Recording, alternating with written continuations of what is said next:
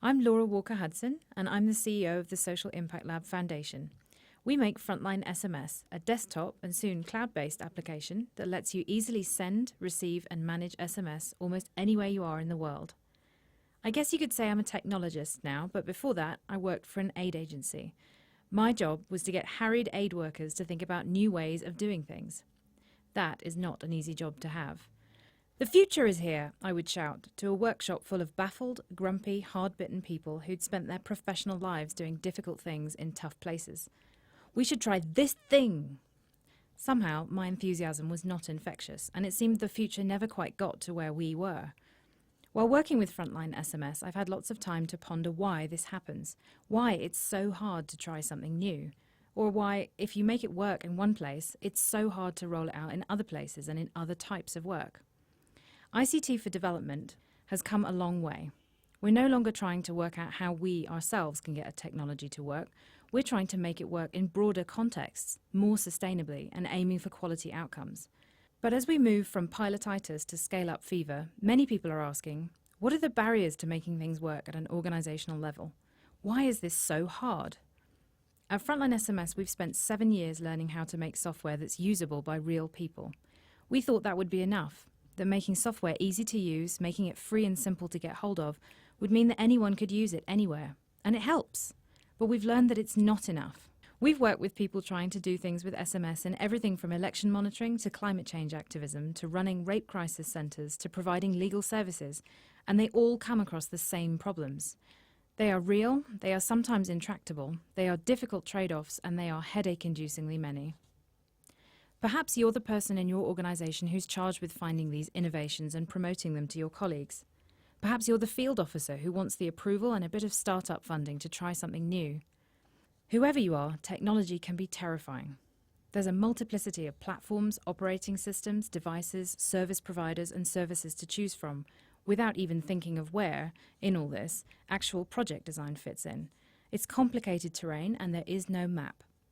Implementing technology is just organizational change with a sexy gadget attached. You have to adapt existing systems and attitudes and fit in with existing organizational tools.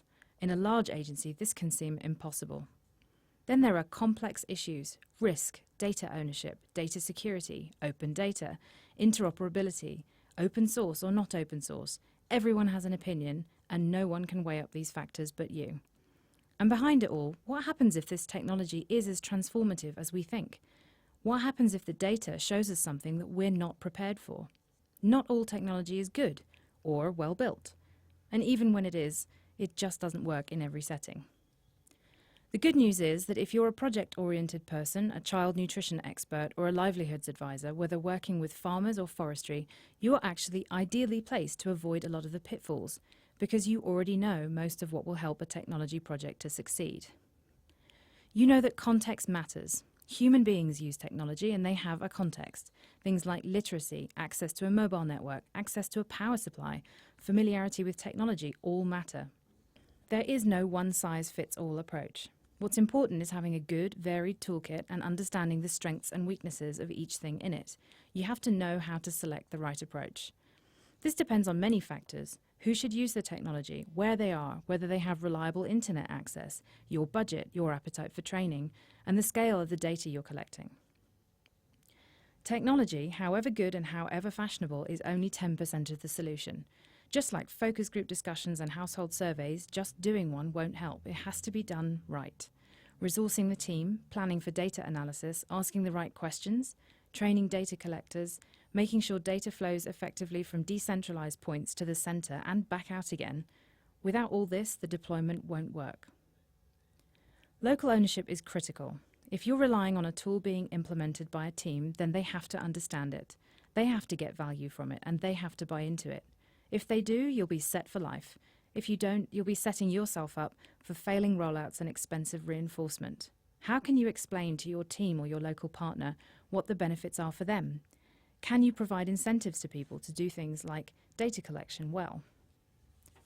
When picking any service provider or tool, you have to understand its whole ecosystem. Who builds it? Is it maintained? Are those people still going to be here in 5 years? Will they help you stay current? Is it simple to use, or will you have to resource endless trainings? Many things affect this, but it isn't as simple as open source or commercial. It's about whether the tools makers have a business model and are planning for sustainability in the longer term. There are helpful resources and models out there to help you work out the best approach for your current program. Whatever your organisation, you will develop your own understanding of what works and what doesn't.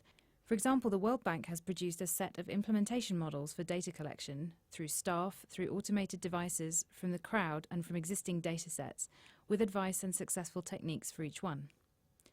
So, what would I say to my hard-bitten aid workers now, looking back?